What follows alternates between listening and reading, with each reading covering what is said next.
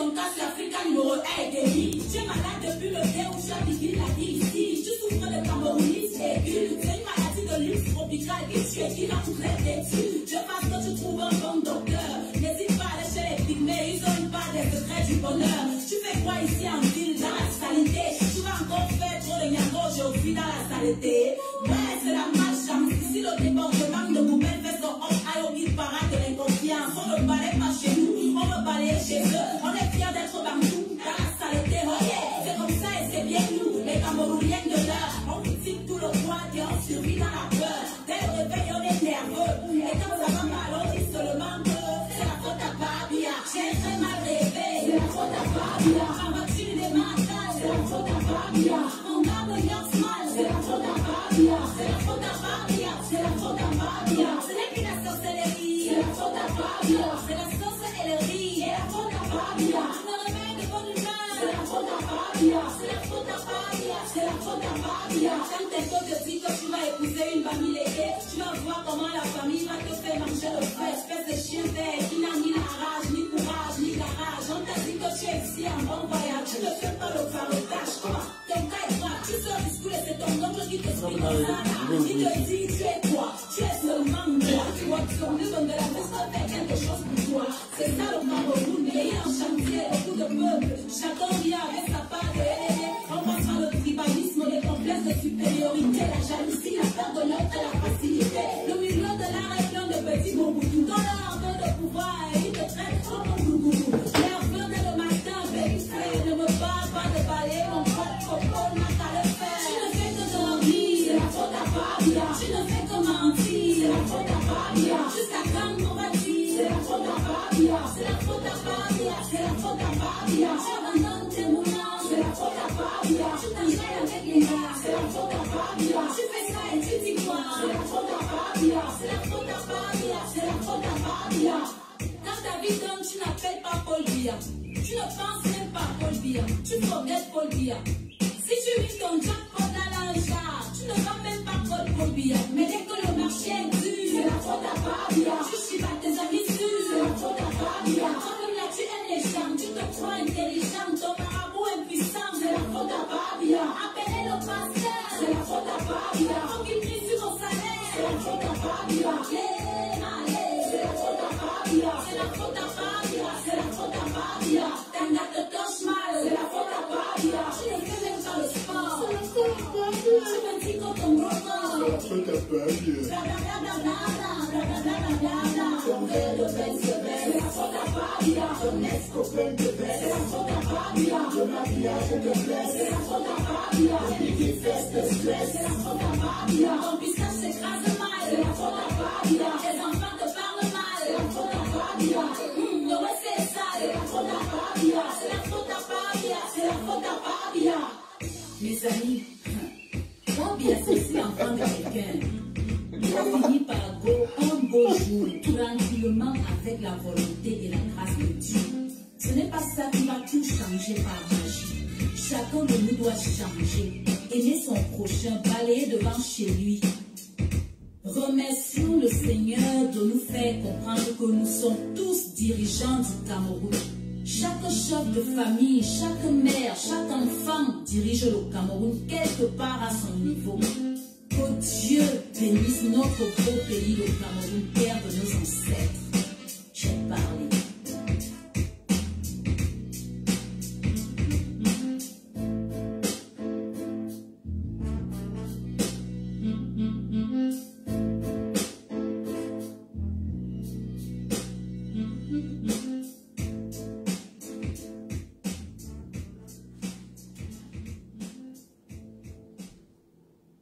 Il existe avec...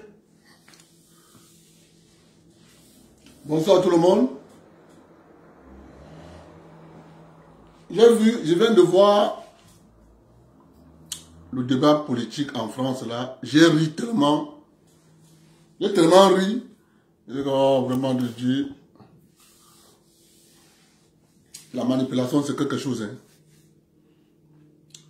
La manipulation c'est quelque chose. C'est terrible.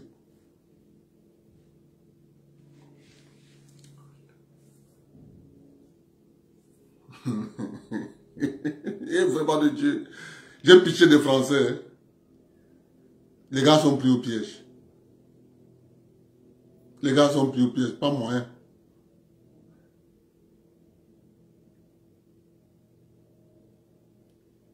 Faut mettre sur la table les vrais problèmes de la République française. Le démantèlement de l'industrie française. Si on ne débat pas sur ça, ça ne sert à rien. On vient parler du foulard, le voile, le kippa, machin, ça n'a rien à y voir. La plus grande usine de Apple, ça se trouve où?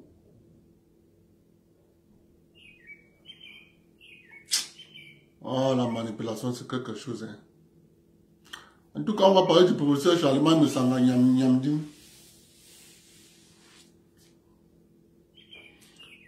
Il y a un frère, il y a un de nos beaux-frères qui m'appelle escroc.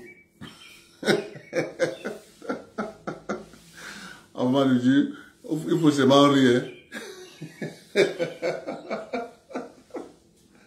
On va lui dire, il faut seulement rire. Il faut seulement rire. Mais c'est comme ça. Quand Paul ne sera plus là, on va savoir ce qu'il a fait. Voilà le professeur Charlemagne Messanga Nyamdim qui ne comprend pas que Paul Biya est déjà vieux. À l'heure actuelle, le président Biya, pour finir sa stratégie en vue de l'émergence du Cameroun, est obligé de sacrifier certains de ses enfants. C'est pas lui qui veut. C'est au système qui lui-même a mis sur pied, qui a un tendon d'Achille. Ce tendon d'Achille, ça se retrouve au niveau de l'âge du président. Le président est obligé de faire confiance aux hommes qui sont tout autour de lui. Il va donner les directives. Exactement comme quand tu es à la maison avec ton grand-père. Le grand-père va donner les directives, mais ce n'est pas lui qui va aller les exécuter. Tu peux vouloir faire comme tu ne veux pas faire. Tu peux exécuter comme tu ne peux pas exécuter. Tu vas exécuter selon ta convenance et selon ton intérêt. C'est ça qu'il est question, professeur Charlemagne Messanga Nyamdim. Que tu restes à jamais soutien du président Biya, moi je te demanderais plutôt de tirer les conséquences. C'est tout. Tire les conséquences. Et tu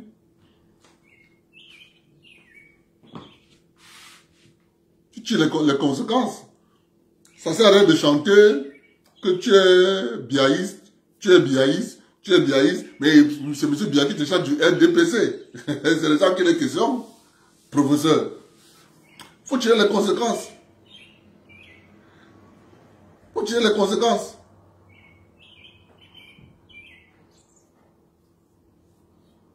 C'est lui qui a signé.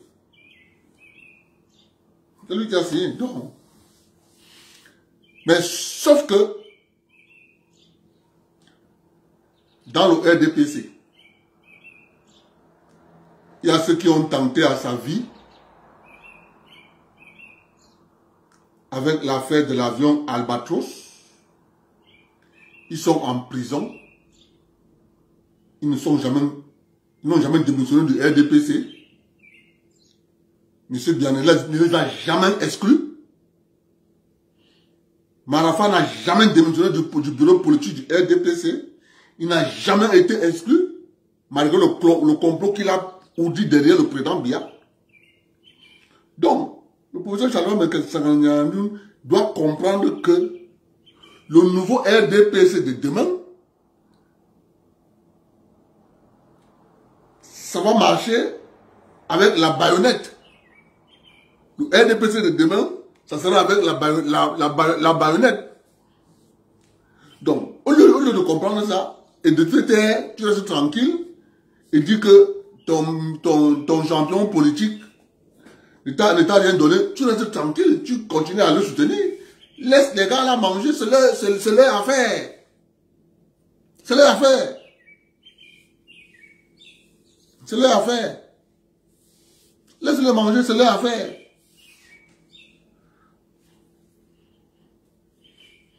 Tous ceux qui sont au palais présidentiel aujourd'hui étaient tous des opposants. Il fallait comprendre ça depuis là où je suis là. Si je veux qu'on s'intéresse à moi au Cameroun, je connais ce que je dois faire. Et comme j'ai les sales dossiers qui m'assoient ici, je commence à dire. Vous savez, le problème c'est que lorsque tu veux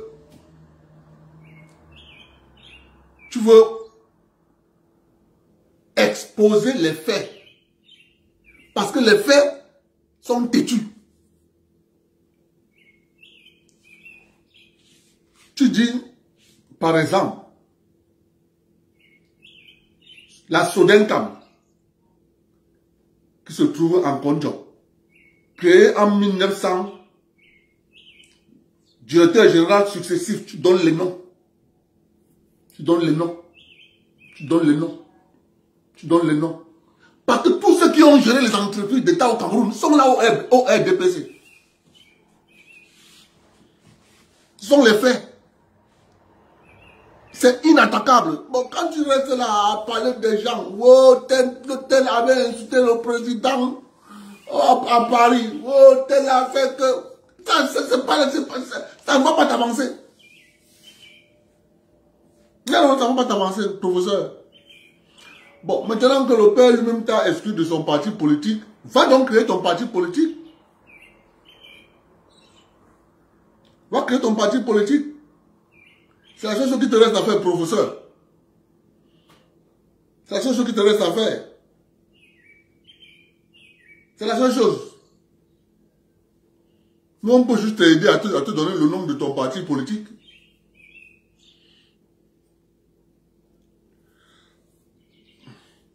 Rassemblement démocratique des biaïstes.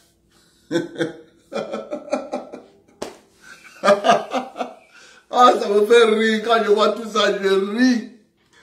Ceux qui ne comprennent pas la politique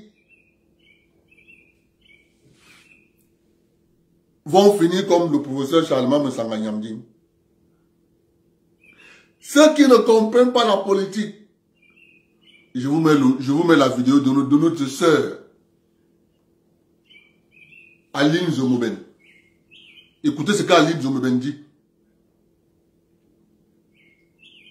Et c'est pour ça que j'ai toujours dit aux gens ici sur Internet, quand tu ne comprends pas ton pays,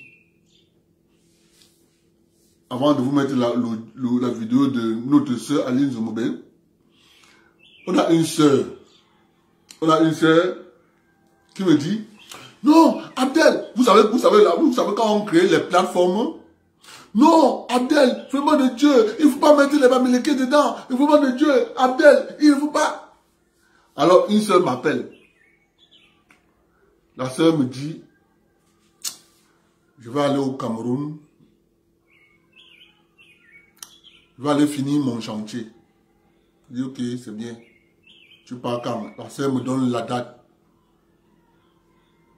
Elle part au Cameroun. Quand la sœur arrive au Cameroun, elle m'appelle, Abdel, je suis arrivé. Ok. Elle fait les travaux, elle fait les travaux, elle fait les travaux, elle fait les travaux, elle fait les travaux, elle fait les travaux, elle finit les travaux. La sœur reprend l'avion. Elle rentre. Après, je laisse la sœur se reposer 2 semaines. Je prends le téléphone. J'appelle la sœur. Je dis à la sœur, le chantier s'est bien passé. La sœur me dit oui. Okay. Parce qu'il avait à faire un terrassement, tout autour, mettre la barrière, faire les finitions de la maison. Alors je dis à la sœur, quand tu es parti au pays là, tu as pris le Caterpillar, non? Elle me dit oui. Tu as loué chez qui? Il me dit, c'est un gars qui est venu me faire le travail là. Je dis, ok. Tu as frappé les papins ou bien tu as loué les papins? Il me dit, j'ai acheté les papins. Tu as acheté les papins chez qui? Il me dit, c'est un gars bamileke. Ok. Tu as acheté le ciment? Elle me dit, oui. Ah, c'est un gars bamileke qui m'a livré aussi le ciment. Ok. Tu as acheté le sable? Elle me dit, oui. Tu as acheté ce qui? Non. Là-bas, c'est les gars étonnés qui m'ont livré le sable. Ah, ok. Tu as acheté tout le matériel nécessaire pour la construction? Elle me dit, oui. Tu as acheté ce qui? Ah, dans une quincaillerie là. Bon. Comment tu vas le détester les bamileke? Ah, Abdel, tu as raison. Hein. C'est ça la réalité. Je ne veux pas qu'on vous parle avec la bouche. Je veux que vous vivez ce que je vous dis là. Vous-même, tu parles au Cameroun, tu regardes. Ali Zoumou-Bena est en train de se rendre compte. Le seul problème, c'est parce que vous n'ayant pas compris le système mis sur pied. Et résultat, vous êtes victime de votre naïveté. C'est tout. Rien à faire. Maintenant, lorsque nous on vient, on vous dit, il y a un système là-bas. Et voici la solution de ce système. On vient nous appeler escrocs. Vous avez quelque chose qui vous étrangle. D'ici 50 ans, vous allez voir de vos propres yeux que Dieu nous garde longue vie sur la terre. Que Dieu nous garde longue vie sur la terre. D'ici 50 ans. Vous serez tous ceux qui seront dans les grandes villes, Yaoundé et Douala, vont faire comme ça. À l'heure actuelle au Cameroun, tu pars dans tel quartier, le pain c'est 100 francs. Dans tel quartier, 125. Dans tel quartier, 150. Dans tel quartier, l'huile, 1 litre, c'est 1500. Dans tel quartier, c'est 1200. Dans tel quartier. Attendez. Quand nous on voit ça, on rit. On rit. Mais c'est parce que les gens qui résident dans les territoires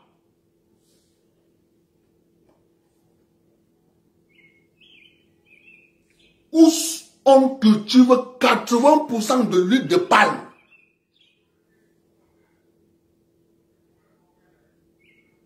qu'on raffine à Bonabéry, sont exclus volontairement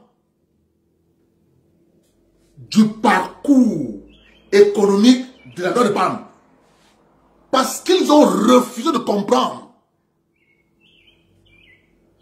Quand tu leur parles, il faut écouter le discours de vos grands frères à la télé. Vous dites tous, l'État doit,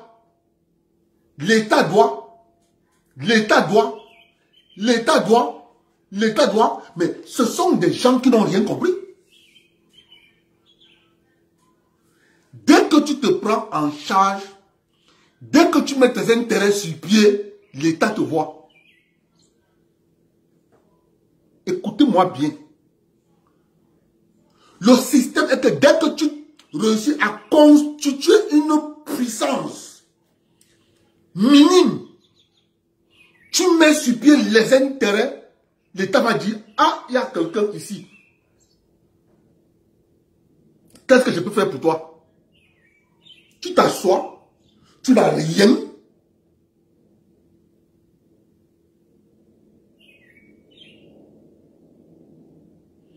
Tu n'as rien. Mais tu cries à longueur de journée, l'État doit. Résultat de course. On développe le pays sur les rapports. Le ministère du plan et de l'aménagement, du territoire va industrialiser le Cameroun sur les papiers, avec les graphiques, avec les pourcentages, on dessine les graphes. Mon cher ami, un pays se développe par l'initiative des individus qui prennent le risque de se lancer à créer une petite machine. Observez, tout ce qu'on fabrique au Cameroun, comme la petite industrie mécanique, des jeunes qui se débrouillent à faire des choses à gauche, à droite, à gauche, à droite, l'État ne les vient pas en aide. Parce qu'en les venant en aide directement, le fonctionnaire qui lui passe le temps à aspirer les fonds de l'État ne sera plus utile. C'est pour ça que moi j'ai dit aux gens, notre soeur Aline Zoumouben est en train de voir ça au Cameroun. Maintenant, lorsque nous on va se rendre compte, en 2007 ans qu'on n'a plus rien, on va donc commencer à se faire la guerre entre nous. Et c'est ça qui va arriver. Bien, ça a commencé, c'est encore au petit niveau.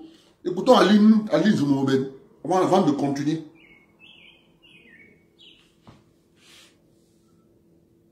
Les naïfs sont là. On vous a mis dans un système pour que tu comprennes le système là. Vous croyez que les gens qui viennent là, ils viennent parce qu'ils viennent pour rien. Mais ils viennent parce que il y a un système. Et c'est ce système qui fait en sorte que voilà le professeur Bayebek. Depuis son petit centre de santé, il veut acheter le matériel à l'étranger. On lui refuse les devises. Il pleure sur tous les plateaux. Il pleure. Il n'y a pas les devises, on ne te donne pas. Va pleurer. C'est de ça qu'il est question. Mais c'est parce que le professeur Bayebek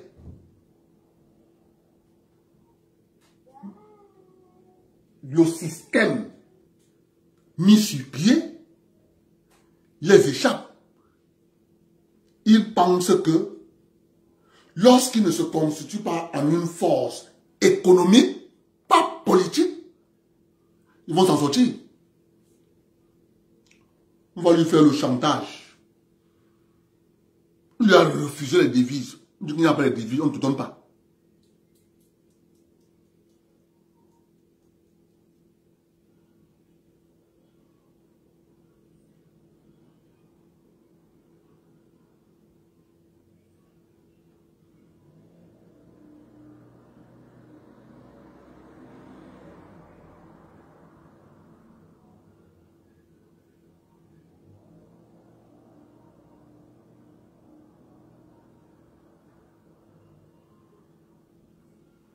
Sans blague.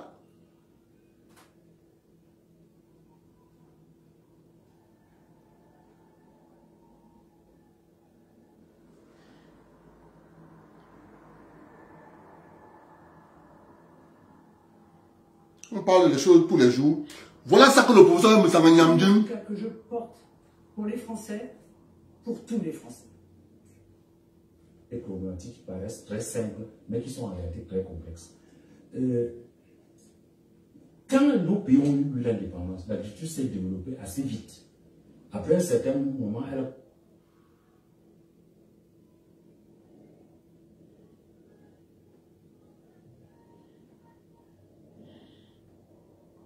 Après, je vais vous mettre celui en tout cas. L'autre, notre grand frère, je vais donner ce mot. Écoutez ce qu'il dit. Je vais vous dire quelque chose.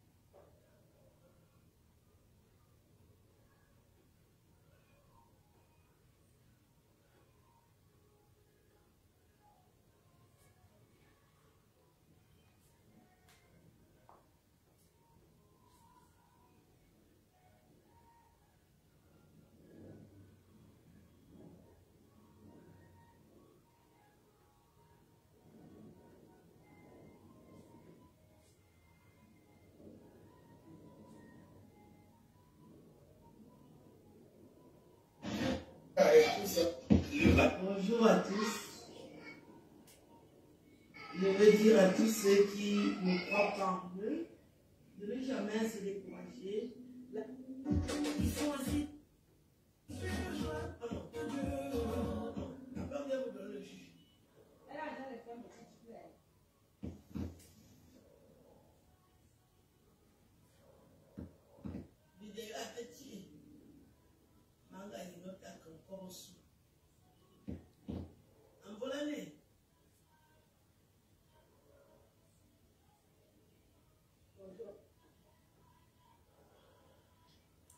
Oh, je me mis la vidéo là ou non? Ouais. Moi, personnellement, j'ai... Oui, tata, il bonjour.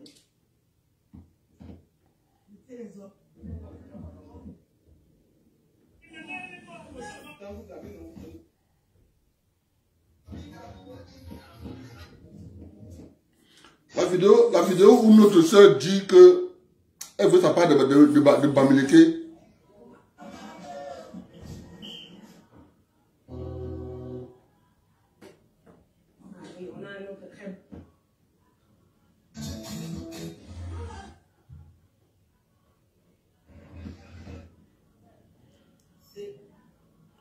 Je ne trouve pas la vidéo là.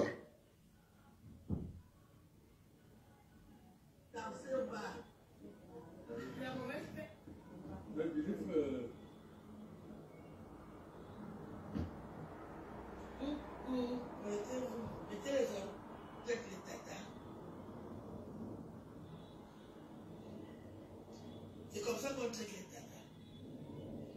Moi, j'ai même une maison où j'habite. Même seulement passer des belles vacances. Je n'ai pas reçu un mandat.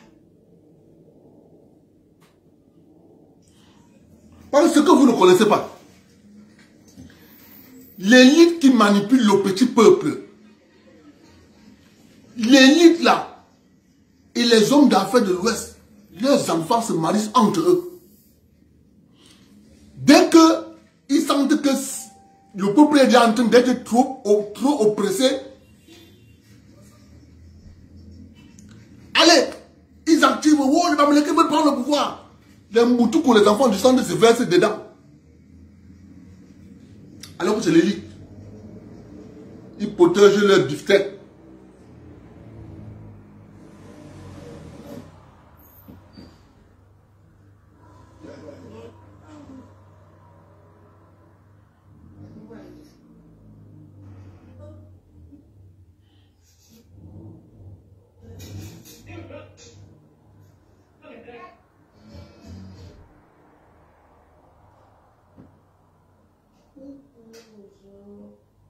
Non, moi je pense que ça. Voilà. Je pense que cette mère fait ça. Vous expliquez.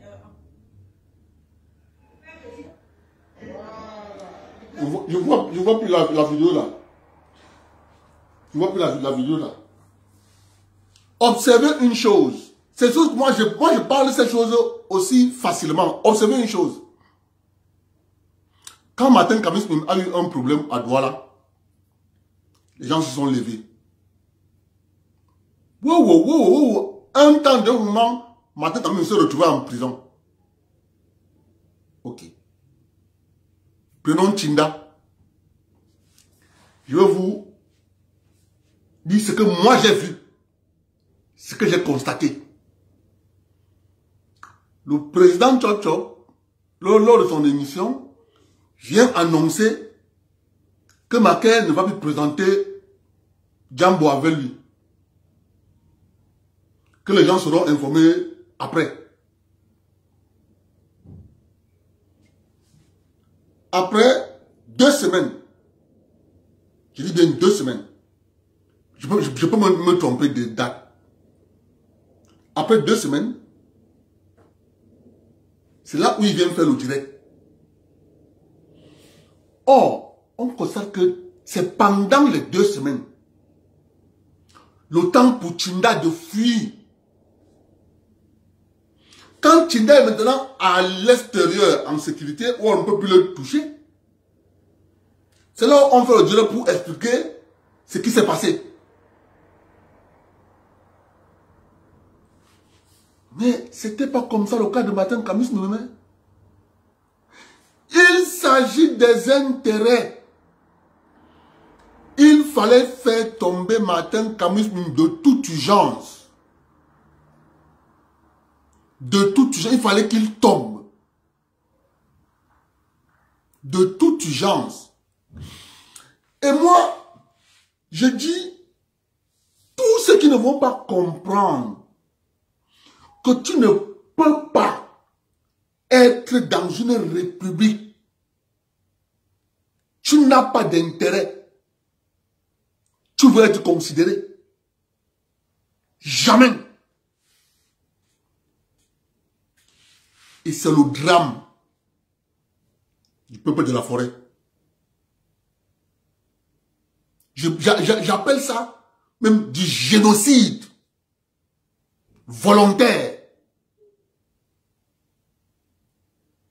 C'est-à-dire les gens ont décidé de se génocider économiquement, volontairement.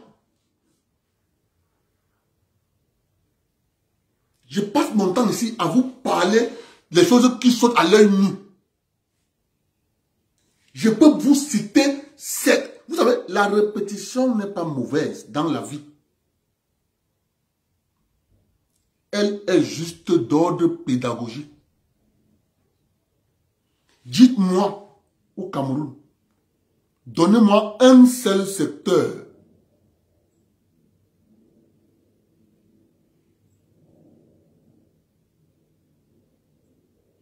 mais oui, mais au Tabela, c'est exactement. On avait vu, on pensait que en neutralisant Martin Camus Mim, qui, avec sa radio, allait être le tam-tam pour le 9. Mais il ne connaissait pas que le 9 est d'abord soutenu par le peuple camerounais. Tous les délégués de la Fédération camerounaise de football ont eu peur, chacun sachant que j'habite tel quartier, j'habite tel quartier, j'habite tel quartier. Les gars, si vous êtes donc me chercher. Parce que le peuple a une manière de résoudre son problème.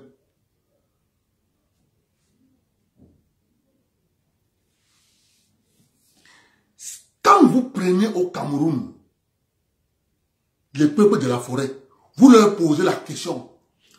Dites-moi, quel est un seul secteur économique qui est sous votre contrôle? Ils te disent, mais pourquoi l'État ne fait pas le nécessaire? Est-ce que vous voyez? Lorsque tu lui poses la question, quel est le secteur économique que vous contrôlez de bout en bout? Il te répond en faisant les faux fiants. Mais pourquoi l'État? Est-ce que c'est la question que je t'ai posée? Est-ce que c'est la question que je t'ai posée? Voilà des gens qui cultivent le cacao. Ils se limitent à cultiver. Mais ils ne se posent pas la question. Pourquoi je cultive, je suis pauvre? Celui qui vend est riche.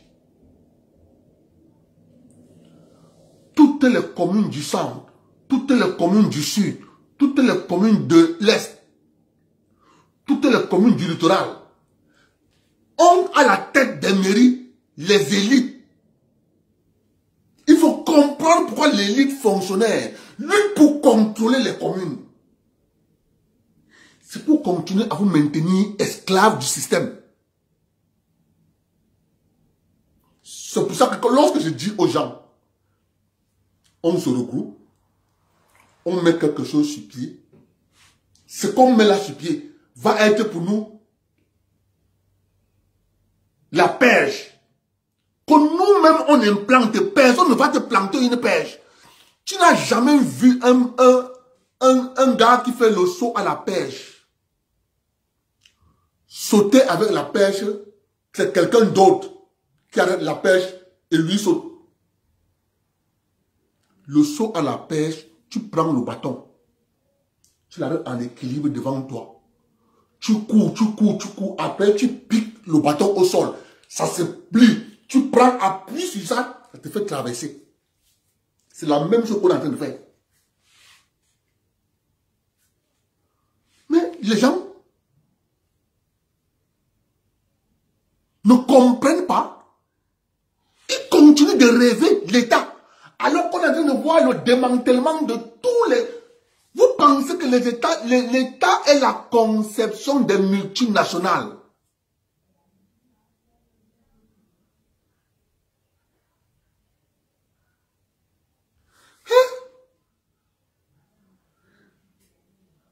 Ce sont les multinationales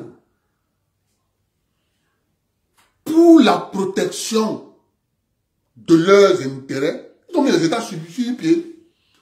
Avec le libéralisme, ils ont cru un seul instant qu'ils ont gagné.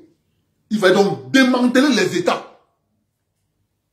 C'est pour ça que le peuple qui va souffrir énormément au Cameroun, ça sera le peuple de la zone forestière. Parce qu'ils n'ont plus aucun pouvoir féodal. Ça n'existe plus. Ils ont à la tête de leur chef de communauté des hauts fonctionnaires qui ont pour mission de maintenir toute cette zone dans la promiscuité, dans la pauvreté, dans le délabrement.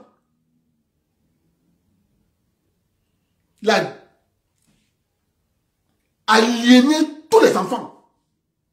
C'est ça leur but.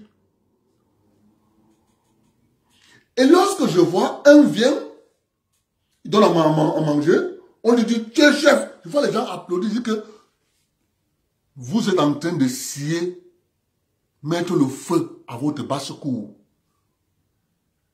Tout fonctionnaire transformé en chef traditionnel va toujours aller à l'encontre des intérêts de ces populations qu'il est censé représenter. Parce qu'il protège la corporation. C'est de ça qu'il s'agit. C'est de ça qu'il s'agit. Rien d'autre. Rien d'autre. Nous ne pouvons pas passer 70 ans d'indépendance. On continue à venir nous raconter que oui, vous n'avez pas d'intérêt économique. Mais c'est pour ça que nous sommes ostracisés. C'est pour ça. C'est pour ça que nous sommes exclus. Parce que voilà, sur 30 millions de Camerounais, dans la zone forestière, centre, sud, l'est et littoral, ces gens constituent une puissance, mais ils n'ont rien. Ils cultivent le cacao. Lorsqu'il s'agit de revendre ce cacao pour avoir de la plus-value, on les exclut. Aucune mairie ne dit je vais recenser tous les producteurs du cacao, les constituer sur le budget de la commune. La coopérative de la commune va racheter au moins, je mets 100 millions pour acheter la production locale. Je m'en vais la placer. Non! On va lui taper sur les doigts. On va lui dire, monsieur, tu t'attaques aux intérêts des autres personnes, de nos intérêts. C'est ça qu'il est question. Je parle ici là tous les jours. Je parle ici là tous les jours. Du fécond. Les gens pensent que je blague. Le jour où vous allez vous réveiller, je vais tout faire.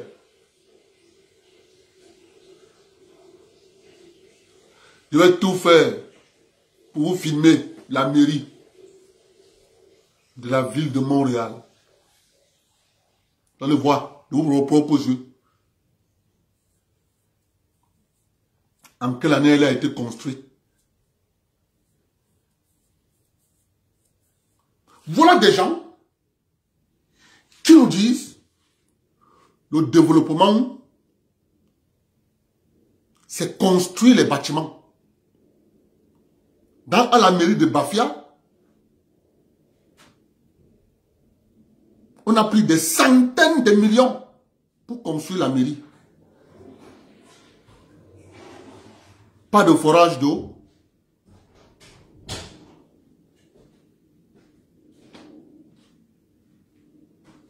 Pas de nouvelles routes créées.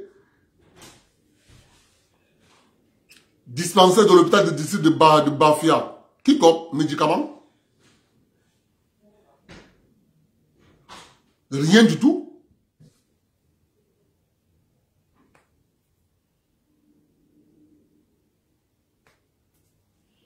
Mais c'est parce que les gens continuent de penser dans leur subconscient que les gens qui sont à Yaoundé réfléchissent pour eux.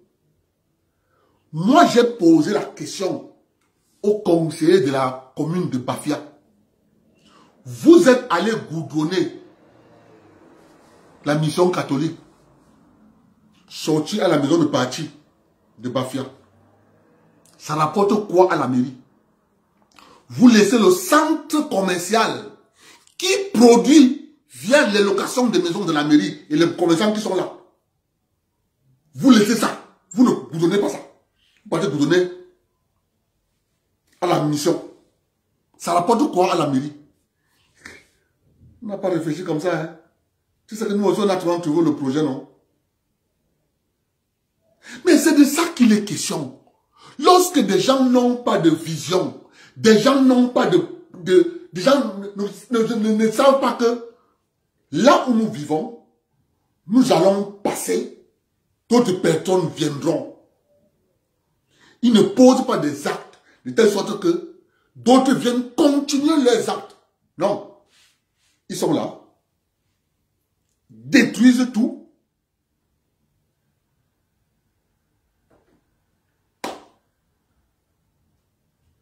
Pour que demain, on vienne nous raconter que tel...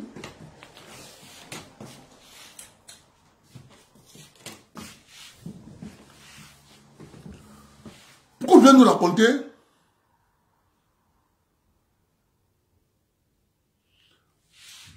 nous raconter demain que non? C'est pour ça que lorsque j'ai compris le système, tu ne verras jamais dans ma bouche prononcer Paul Biya. Tu prononces Paul Biya parce que tu ne comprends pas le système.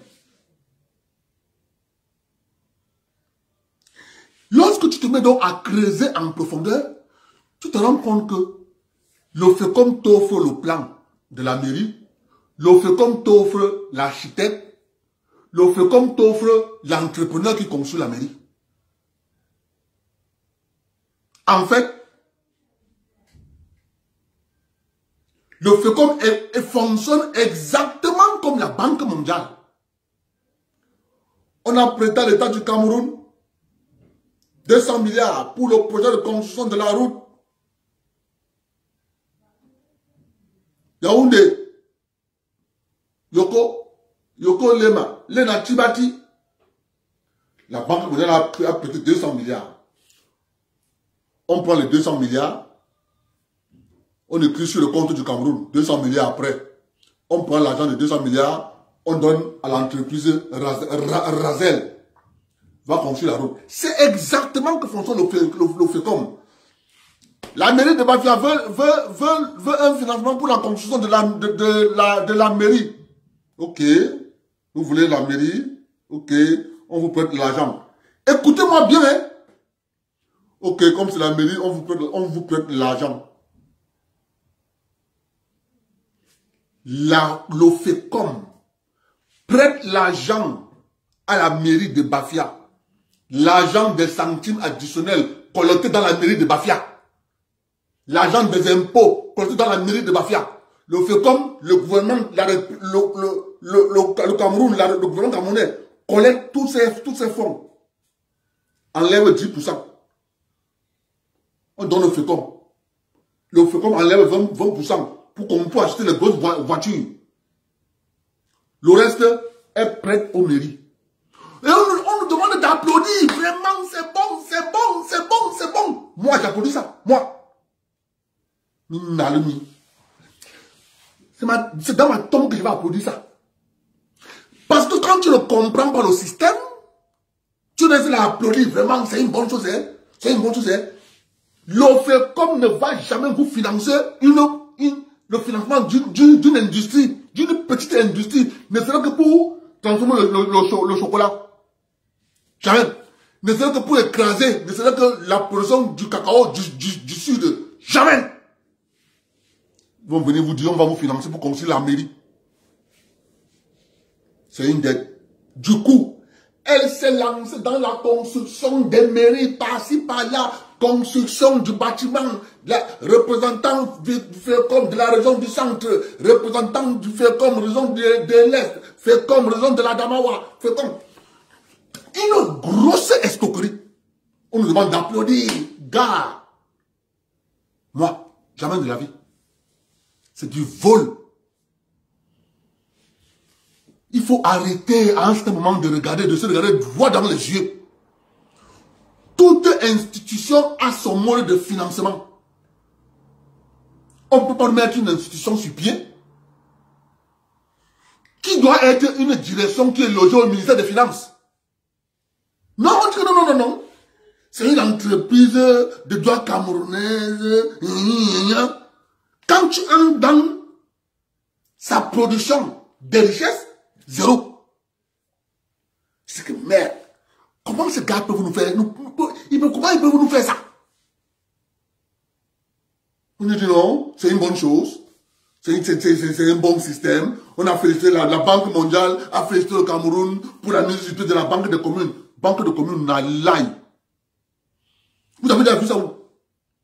Les gars viennent nous reproduire le système du franc CFA à l'intérieur du Cameroun. On nous demande d'applaudir.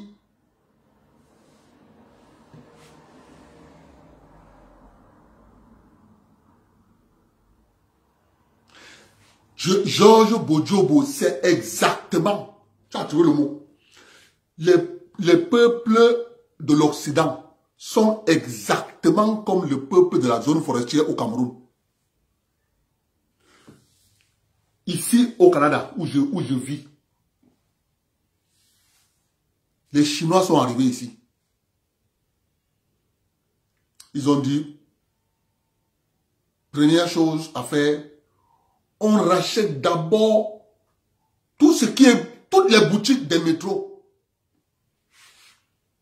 Toutes les boutiques. On appelle les boutiques ici là les dépanneurs. Toutes les boutiques des métros de la ville de Montréal. C'est détenu par les Chinois. Tous les gratte-ciel qui sont au centre-ville sont les Chinois qui habitent. Ils rachètent parce qu'ils se mettent en groupe. Ils peuvent te dire qu'on voit ici là, R plus 30. Come on. Ils sont en France. Ils décident de mettre une tontine. Ils achètent tout. Non. Les enfants de la forêt, ils continuent à jouer au petit gros dos. Non, moi j'ai réussi. J'ai une voiture, j'ai ma femme, j'ai mes enfants, ils vont à l'école. C'est ça la réussite, hein? Ok. 2050, rendez-vous. Nous qui sommes ici là, on sera vieux. Certains parmi vous resteront en vie.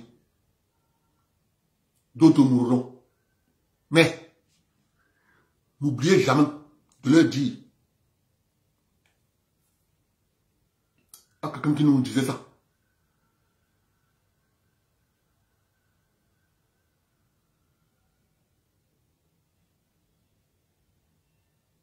C'est clair. C'est parce que nous avons accepté que le système vient nos élites. Ne pensez pas les organisations gouvernementales au Cameroun qui sont les sanctions du système sont contrôlées par les gens de la zone forestière. Mais la seule institution qu'on avait mis sur pied, toujours pour sucer le sang du peuple de la zone forestière, ça s'appelait l'ONCPB. Mais nous sommes en train de travailler sur le dossier avec 3 avocats. On va porter plainte à l'État du Cameroun pour esclavage, escroquerie. L'État a escroqué nos parents. L'État a pris les biens de nos parents. Quand tu prends la culture du cacao, tu vois ce que l'État du Cameroun a fait avec l'argent de nos parents sur le cacao. Attendez, vous allez voir. Les gars fouillent les dossiers, les gars travaillent sur les tonnes de dossiers de l'ONCPB. On ne va pas laisser. Parce que si les gens ne se constituent pas pour défendre leurs intérêts face à cet État, mais vous êtes finis. Ils vont vous faire comme ce qu'on fait aux États-Unis d'Amérique. Il y a les États aux États-Unis d'Amérique où on interdit aux gens de cultiver les semences traditionnelles. On impose aux gens d'acheter les semences transgéniques. Aux États-Unis d'Amérique, tu as des États où on interdit aux gens de cultiver les semences traditionnelles. Donc la semence de Dieu. C'est interdiction de cultiver la semence de Dieu. Dès qu'un État arrive à ce niveau, ce n'est plus un État, c'est une plutocratie. Une plutocratie, c'est un système basé sur la défense des intérêts économiques des élites.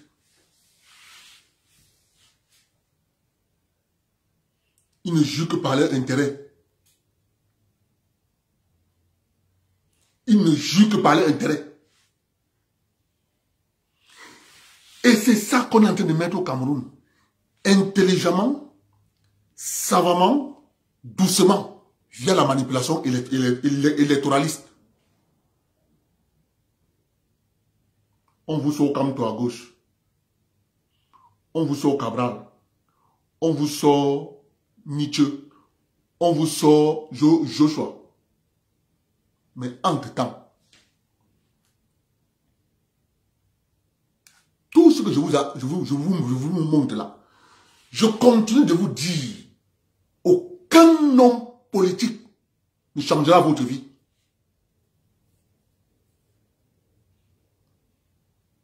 Même le président Biya ne peut pas changer votre vie. Ce qui changera votre vie, c'est la prise de conscience par vous-même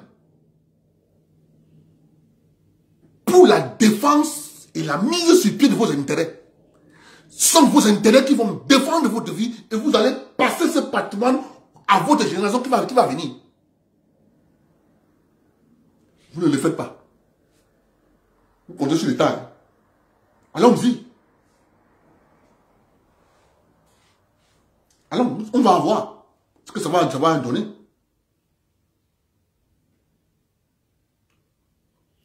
Maintenant, écoutons Dieu donner et Somba.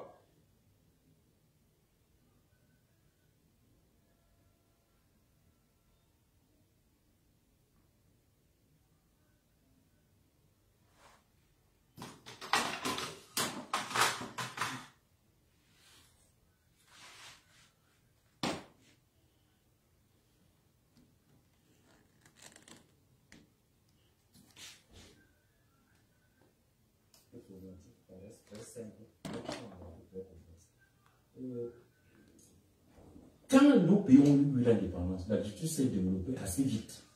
Après un certain moment, elle a commencé à plafonner. Et on a toujours passé tout le temps à examiner les aspects sectoriels, les aspects techniques de l'agriculture, oubliant qu'on peut avoir ce qu'on appelle des verrous macroéconomiques même de l'agriculture. Parce que lorsque vous générez un revenu, Le tout n'est pas de créer le revenu, il faut aussi voir comment vous l'utilisez. Lorsqu'un paysan a produit son macabo, son manioc, il vient nous vendre à Yaoundé. Les gens de Yaoundé lui donnent l'argent. La question de fond, c'est que qu'est-ce qu'il fait de cet argent? Il va acheter un téléphone cellulaire. Autrement dit, alors qu'il n'y a pas de contrepartie en termes d'exportation, le développement local crée un besoin d'importation. En conséquence, nous sommes à tendance à se bloquer.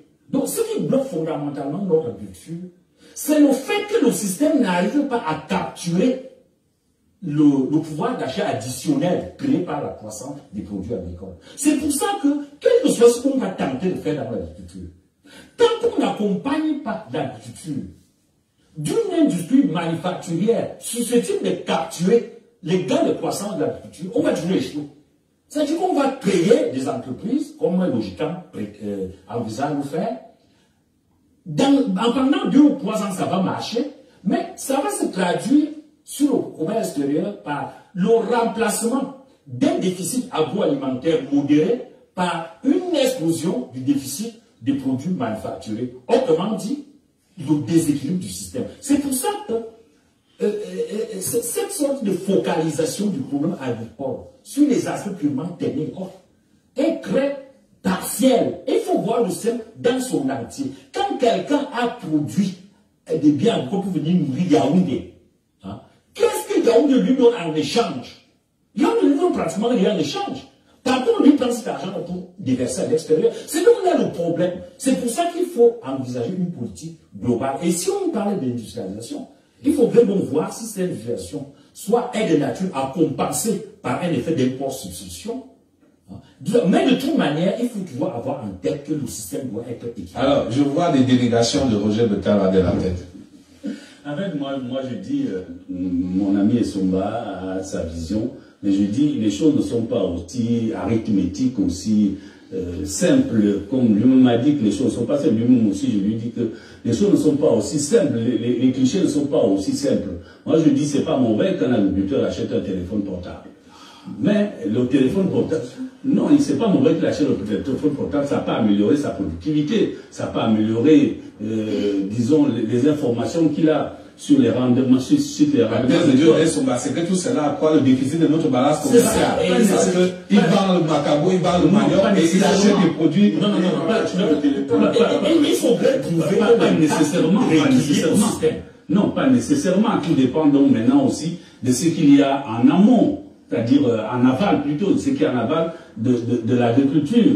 Et je crois que lorsqu'on étudie les 100 propositions du GICAM, on va comme ça rendre compte qu'un accent important mis sur les industries de transformation, sur le secteur manufacturier. Donc, en même temps que l'agriculture se développe, créer des opérateurs, créer des contribuables, créer des agents économiques solvables. Ces agents économiques solvables favorisent l'industrialisation parce que l'industrialisation a besoin des agents qui peuvent acheter. Et je dis, vaut mieux avoir des agriculteurs nombreux qui produisent en grande quantité que de se dire qu'on ne produit rien du tout parce que déjà ça lutte contre le déficit alimentaire, parce que c'est d'abord la première chose, parce que le déficit alimentaire nous amène à exporter nos devises, donc ça lutte contre le déficit alimentaire, et puis je dis, ça crée des emplois, et des emplois attractifs parce qu'on peut même vendre cette agriculture-là chez les alors, pour développer à cette proposition du GICAM, encore que c'est lié, il demande de favoriser, de prospecter des parts de marché à l'extérieur. Ça peut donc justement contrebalancer. Moi, je suis tout à fait d'accord. Je crois qu'on appelle ça en termes techniques le verrou de la contrepartie extérieure. C'est un concept technique. Le verrou de la contrepartie extérieure, ça signifie quoi? Ça signifie quand vous parlez de productivité haute, ces charabia-là ne jouent autant sur le sol extérieur. Ça veut dire quoi? Ça veut dire qu'à l'extérieur, quand vous avez acheté quelque chose, vous devez vendre quelque chose en compensation. Point final. Donc, si vous avez une agriculture, vous développez vos agriculteurs, c'est bien. Ils ont des revenus.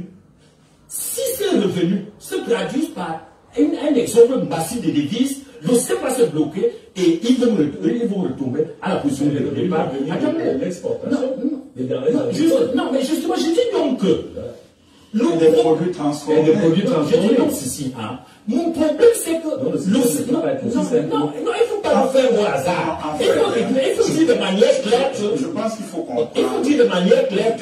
L'idée, c'est de passer du système actuel où l'agriculteur vient vendre à Yaoundé pour acheter le téléphone cellulaire à un système où le marché va s'élargir d'abord à l'Afrique centrale, mais également voir des grands marchés comme le Nigeria ou la RDC, de manière à faire de toute cette zone-là 300 millions de personnes. À partir de ce moment-là, on va sortir du simple cadre du cliché de quelqu'un qui vient vendre le régime de plantain pour acheter un téléphone cellulaire. Je suis d'accord, mais je dis qu'il fallait nous le dire. Parce que quand vous le dites, c'est dans le livre. Non, écoutez, parce qu'on ne l'a pas dit dans le DSE, vous savez ce qui s'est passé? Non, c'est dit. Non, c'est pas dit. Regardez très bien que notre taux de croissance aujourd'hui, dans notre taux de croissance aujourd'hui, qui a commencé à prendre l'envol et maintenant qui a tendance à s'écraser. Il s'écrase pourquoi? Pourquoi nous avons des problèmes dans notre budget? Parce que précisément, le verrou de la contrepartie extérieure entraîne un déficit commercial abyssal. Et vous ne pouvez pas, parce que le déficit commercial, c'est carrément une dette. Donc, c'est des choses qu'il faut donc intégrer. Moi, je suis tout à fait d'accord, mais il faut pas faire ça à la travers. C'est entendu, c'est des choses qu'il faut intégrer. Alors, dans les autres propositions du GICAM, ce n'est pas dit ainsi, mais j'imagine que ça intègre ce que les autres appellent la croissance inclusive. Le GICAM demande donc l'extension de la sécurité sociale, notamment avec l'activation des 3 caisses attendues, la Caisse nationale de sécurité sociale, la Caisse nationale des personnes de l'État, la Caisse nationale d'assurance maladie. Tout cela a été créé sur le papier, mais on est là au cœur de ce que le chef de l'État appelle, on diffère la prise de décision.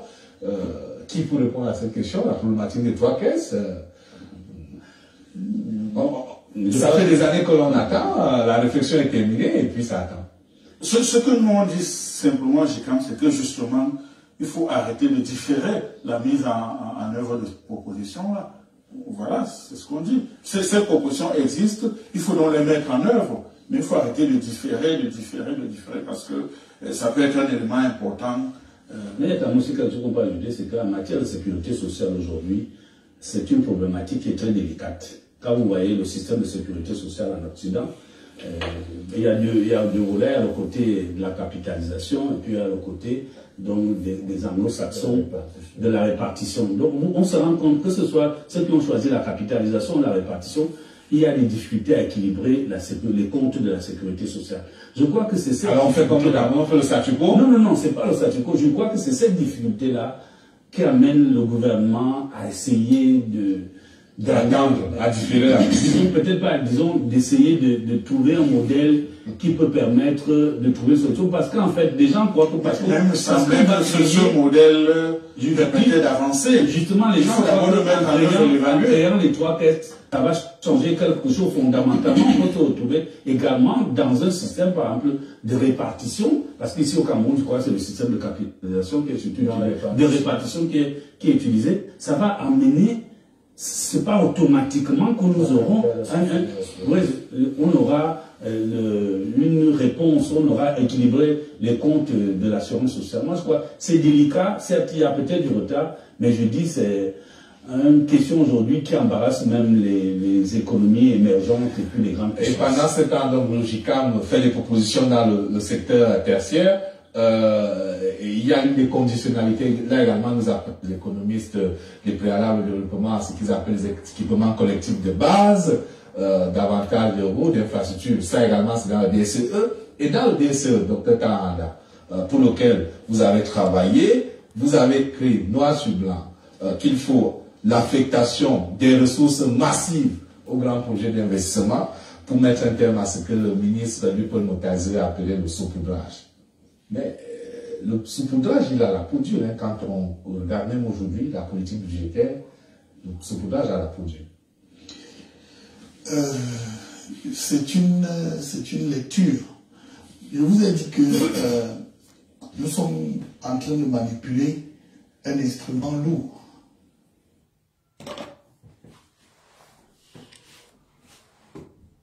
Je vais vous dire quelque chose.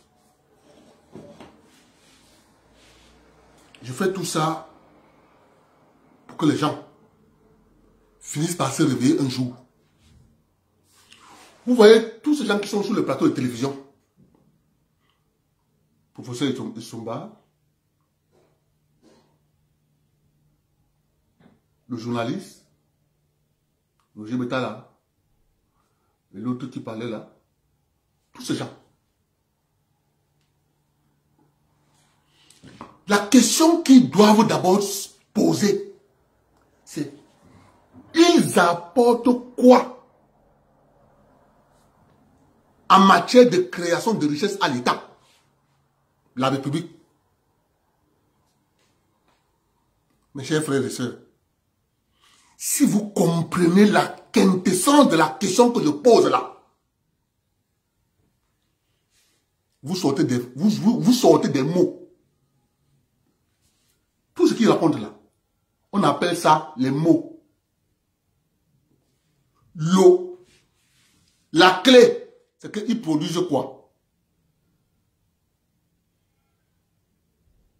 Ils produisent quoi? Pour que l'État existe, il faut produire quelque chose qu'on appelle la richesse. Écoutez-moi bien.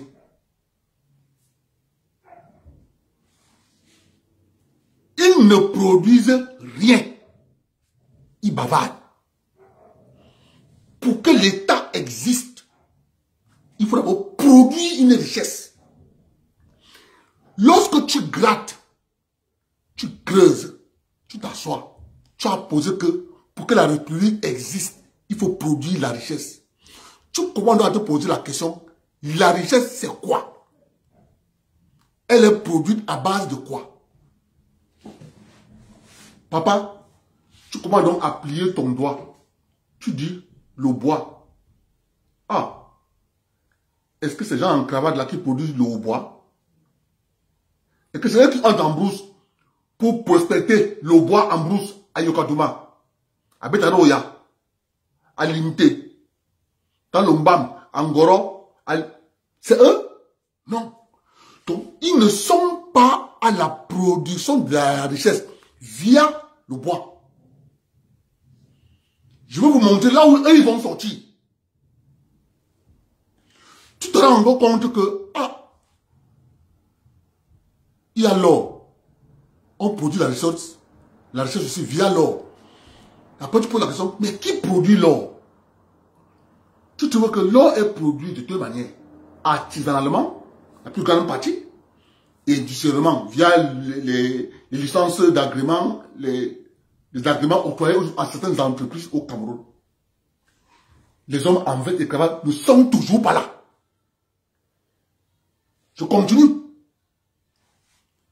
Tu dis, on crée la richesse via la production de la sève de l'EVA à Niéteux, à Boya, au sud-ouest et au littoral. Tu poses la question, les qui créent? Tu trouves que c'est les jeunes Camerounais de 18 à 70 ans qui sont le matin, 4 heures, ils se lèvent, ils vont saigner les VA. Ils prennent la sève, ils versent dans les citernes pour aller créer, pour aller fabriquer la texture qu'on va transformer en caoutchouc. Ah bon? Jusqu'à là, les hommes en veste ne sont pas là. Je veux que vous m'écoutez. Ce que je vous dis là, aucun journaliste ne peut vous le dire. On continue. Ils vous disent, tu dis, on crée la richesse avec quoi? Tu dis, on peut créer la richesse avec le pétrole. Les qui produisent le pétrole? Tu vois sur les plateformes pétrolières, c'est les jeunes Camerounais. Jeunes Camerounais. Les plateformes pétrolières. Kribi, Moudi, Idanao, machin, tout ça, les plateformes que vous connaissez. Les hommes en veste et cravate ne sont pas là. Je continue. On crée aussi la richesse via le gaz. Les qui produisent le gaz, c'est un offshore. Les jeunes Camerounais de 18 à 50 ans. Jusqu'à là, les hommes en veste et cravate ne sont pas là. Tu dis, on crée les devises encore avec quoi? Tu dis, on crée les devises avec la nana. Ah, oui. Et ça là-bas, en Djomé Penja, qui produisent les petits Camerounais. Lorsqu'ils se lèvent parfois à 4 heures pour aller couper. Les petits Camerounais. Jusqu'à là, les hommes en veste et cravate ne sont pas là. Tu continues, tu dis, ah, on crée encore la richesse avec quoi? Tu dis, avec l'huile de palme. Ah, oui, l'huile de palme. Ok. Qui produit? C'est le jeune Camerounais. Safakam. CM Suisse. Focapalme. Pamol. Ah, les qui? C'est les jeunes Camerounais de 18 à 70 ans. Qui sont dans la forêt avec les pêches. Les hommes en veste et cravate ne sont pas là. Je veux que vous m'écoutiez, s'il vous plaît. Tu dis, on pourrait encore la richesse avec quoi? Tu dis, le cacao. Tout le monde connaît. Nos parents, nos mères, nos frères, nos cousins, c'est eux. Le café, c'est les qui? Nos parents, nos mères, nos soeurs. Le tabac, on produit encore les richesses avec quoi? Le tabac. Nos pères, nos mères, le tabac. Pas, je m'arrête là.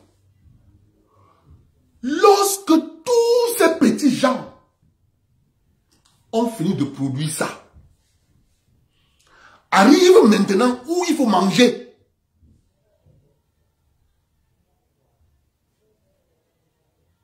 À ce moment-là, tous ceux qui ont produit ça disparaissent dans la nature. Ils sont hélico presto remplacés par les hommes en cravate et veste. Repartis dans des institutions qui ont pour but de voler et de manger. Ils vous disent, non, vous ne pouvez pas gérer, laissez-nous gérer. Et un parfait exemple, Fédération Camerounaise de football. Lorsque les jeunes jouent, les hommes en veste et cravate ne sont pas là. Lorsqu'ils finissent de jouer, ils se qualifient pour la coupe du monde. C'est là où on commence à aller parler de primes de match. Il n'y a pas de primes de match. Ils doivent jouer pour le patriotisme. Au même moment, tous les ministères du Cameroun se sont vidés pour aller au mondial. Ils vont écraser tous les 8 milliards. Ils rentrent, ils s'asseyent. Ils attendent encore dans 4 ans. C'est ça. C'est ce système que lorsque tu ne comprends pas ça, que il y a ceux qui travaillent et tu as ceux qui mangent.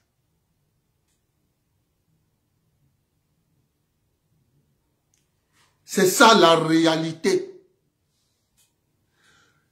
Montez, descendez. La vérité, c'est ça que je vous dis là.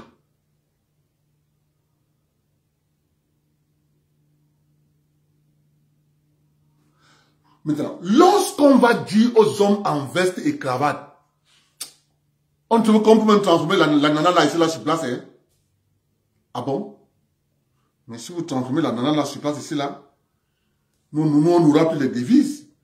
Parce que c'est avec ces devises-là qui vont faire en sorte qu'on nous paye. Les gens ne peuvent pas comprendre pourquoi on ne peut pas industrialiser le Cameroun. Parce que si vous commencez à industrialiser le Cameroun, ça aura une conséquence. Il faut vous dire ça. La conséquence, ça sera que l'argent produit pour aller acheter le matériel, les devises produites pour aller acheter le matériel en Chine, ne sera plus transformé en francs CFA comme paye les hommes en veste et cravate.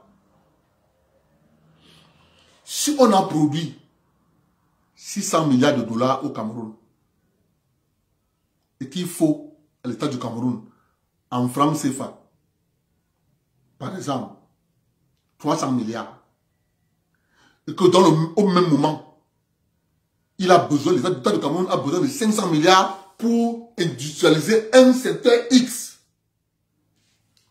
Pourquoi il va privilégier? Il va privilégier quoi? Il va privilégier la vie de ces hommes en veste et cravate. Il va préférer prendre 300 milliards sur les devises envoyées à Paris pour que Paris lui imprime le franc CFA pour qu'il paye ses fonctionnaires.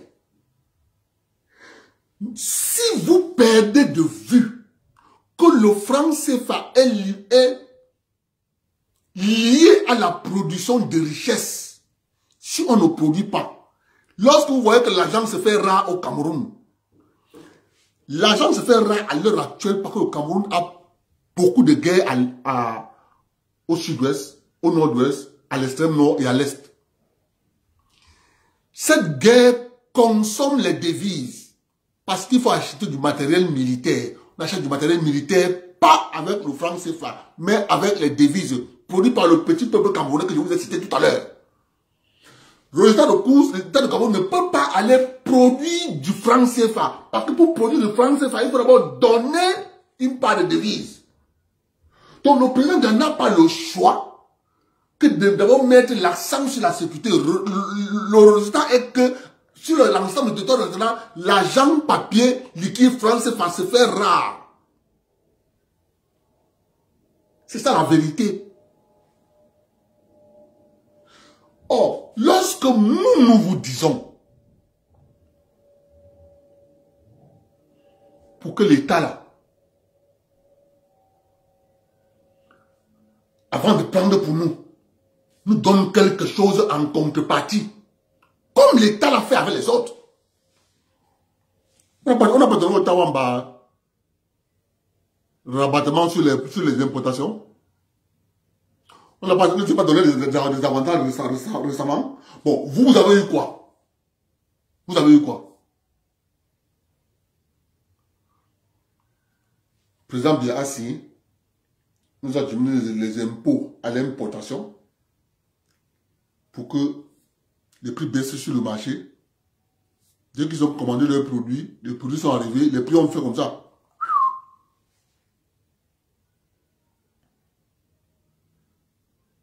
C'est ça qui est la question.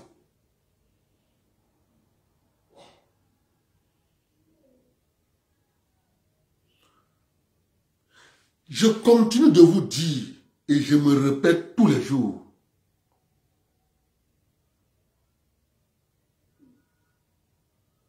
je me répète, lorsqu'on ne va pas comprendre le système là, on sera exclu. Et notre seule chance que nous avons, c'est de s'unir.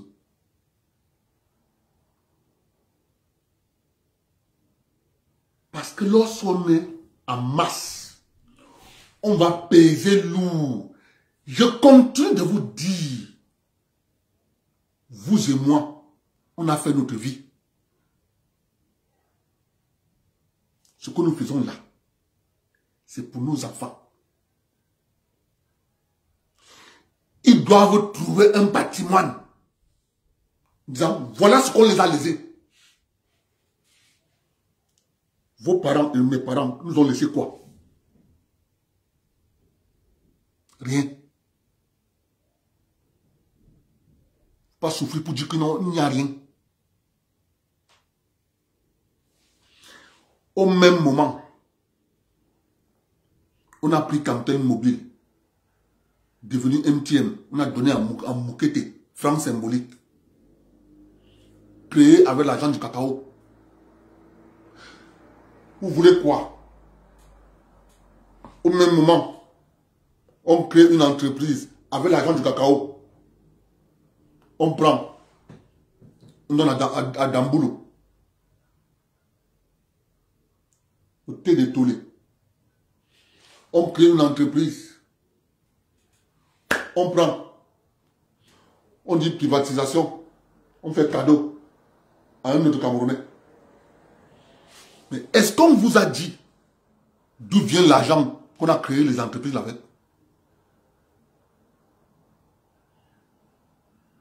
Ce n'est pas l'argent que Paul Biya a travaillé. C'est l'argent que nos parents, vos parents ont travaillé. Au final, la Banque mondiale, le FMI, a dit, donnez ça à tel. Nous, on reste là. On est venu les accompagner. C'est pour ça que vous voyez, ils se battent. Ils chassent le Sanganyam Ndjin. C'est pour ça. Le jour où le peuple va comprendre ça, ce système, ce sera le début de la libération. Bonne soirée.